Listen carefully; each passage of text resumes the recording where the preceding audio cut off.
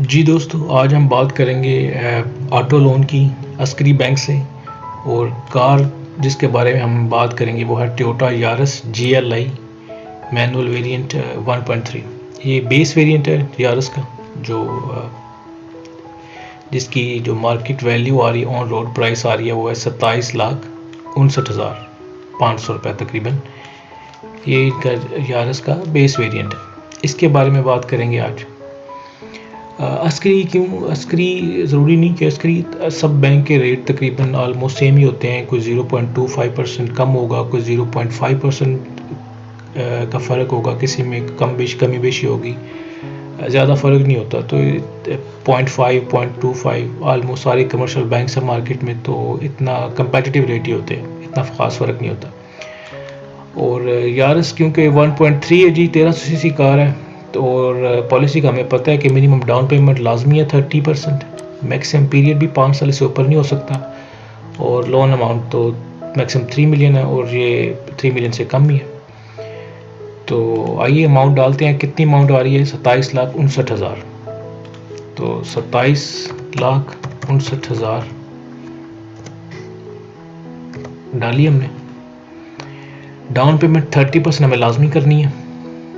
और interest rate ये आपके सामने।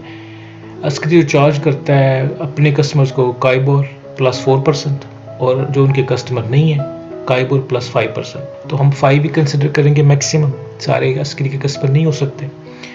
तो 10 + 1 ईयर काइबोर जो है वो 10.73 है, और स्प्रेड बैंक का 5% है, तो टोटल हो गया 15.73। तो 15.73 इधर डाला।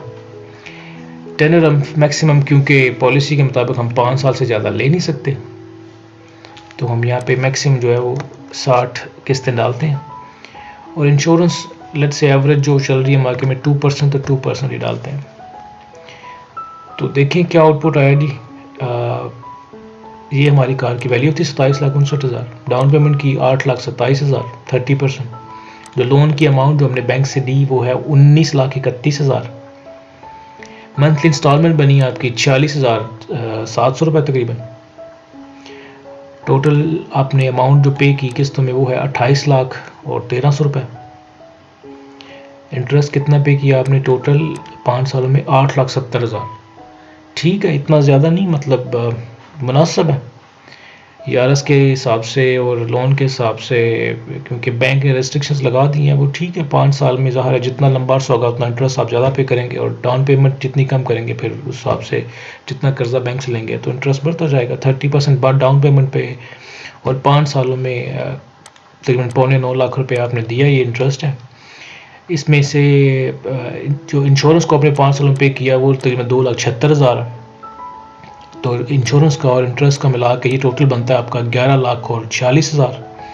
59% अप हो गया आपके टोटल लोन अमाउंट से। और जो आपने टोटल अमाउंट पे की 5 सालों में वो बन गई आपकी तकरीबन 30,77,000। तो 19,31,000 लोन लिया और 30,77,000 आपने पे किया।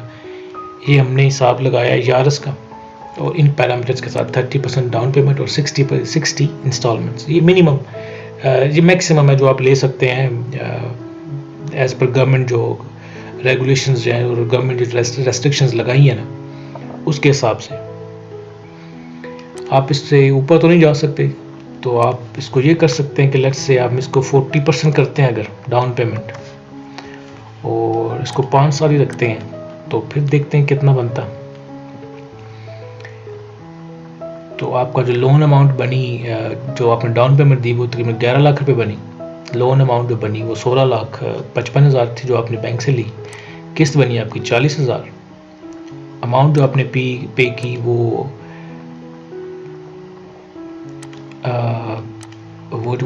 बनी आपकी टोटल 24 लाख।